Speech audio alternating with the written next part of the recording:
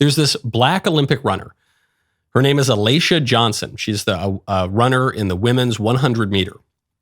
She has just come out, tears in her eyes, so happy that her selection for the Olympics will maybe help to carve a path for people who look like her.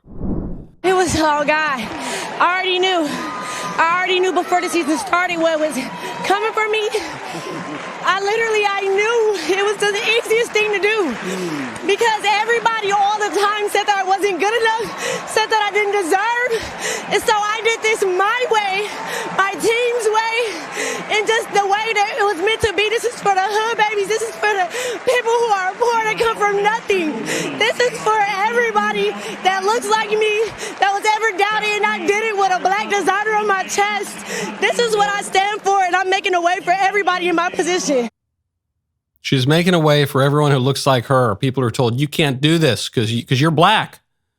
Couldn't be because she's a woman, because the event is actually just only for women. So it's got to be because she's black, and black people, they're told they can't succeed in running. So I'm looking at the video of her doing the 100-meter hurdles, and every single person running is black except for one. There's one white lady, but then all the rest of them are black. And then that got me thinking, I'm not the biggest athlete in the world. I don't watch the Olympics really, but I said, hold on, well, how many runners, just runners generally in all these different events, how many of them are black? Is it true that there is a dearth of black people running? So I looked over just the last 60 years. That's as far as I went back.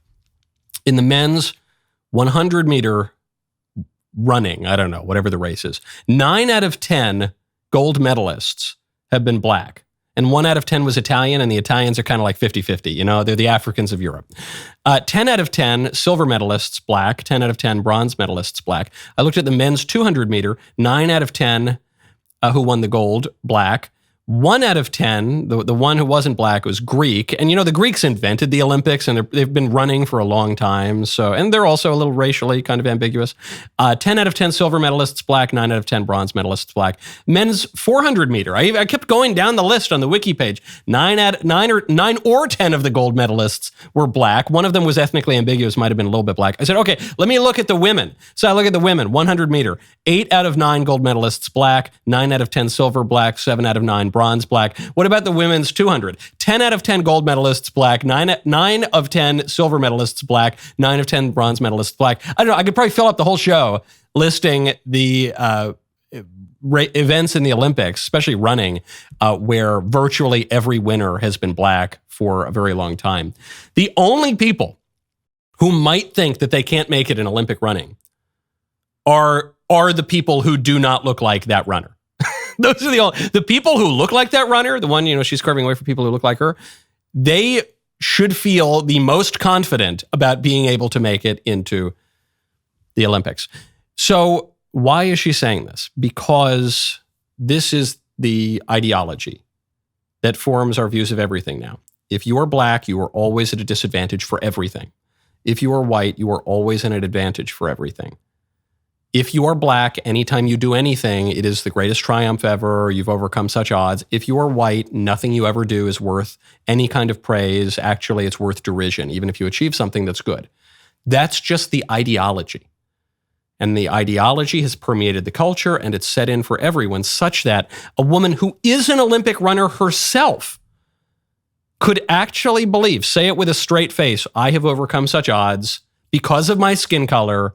I am paving a way for black people in running.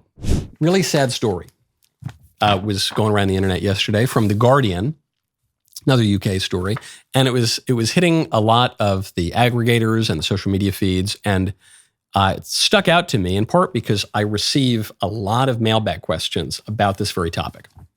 Headline: The Secret Lives of Addicts. I am meticulous about covering my tracks.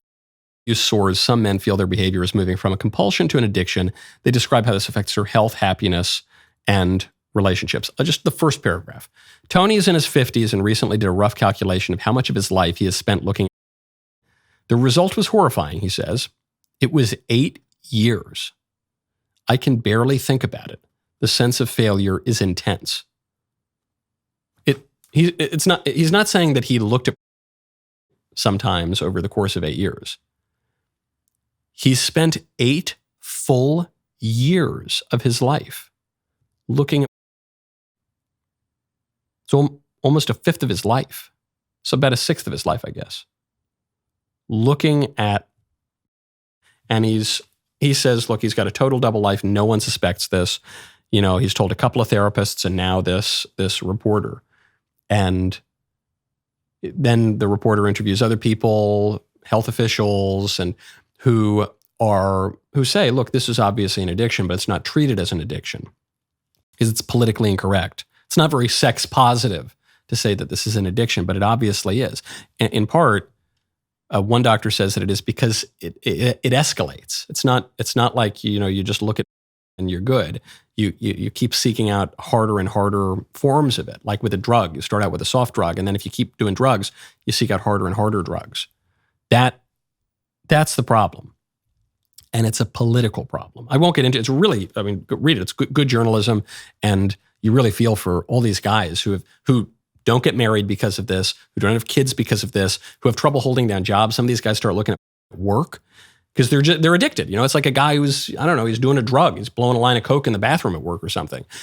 They start doing all of this, and it's taken over their lives, and they're miserable because of it. And they're speaking to this woman. That's not just a personal problem. It's a political problem. When you have people living double lives, obviously that's a public issue, because at least one of those lives is the public one. And there's no such thing really as a totally personal sin, but when it's affecting marriages, when it's affecting birth rates, when it's affecting work, those are political problems. This needs to be treated as a public health crisis and a political issue. The problem is in our country, we're no longer even treating drugs as a public health crisis. We regulate cigars, and then we deregulate fentanyl and cocaine and heroin. We regulate businesses, operating their business, but we deregulate bizarre sex stuff. There's one story out of San Francisco. It actually ties in with my guest who's about to come on the Membrum Segmentum. The San Francisco Pride Parade has just turned into the most depraved Sodom and Gomorrah style display in front of little children. That whatever you're imagining, it's worse. They sent me a video of this earlier. I'm sorry to say I watched a minute or two of it. So my guest is Taylor Hanson. You can, if you want to tune in, you got to become a member at dailywire.com. Use code Knowles. You get, all sorts of extra goodies. That's a political problem. You can't say love is love, just leave me alone, stop interfering in my bedroom.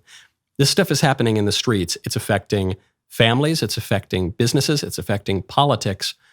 The liberal solution is not going to work. The libertarian solution even is not going to work. We need a classical and conservative solution here to help these people and to advance good and to set up the conditions for human flourishing. That's the basic charge of politics. That was a great clip. Now, ring the bell, please. Subscribe to the Michael Knowles YouTube channel. We'll see you next time.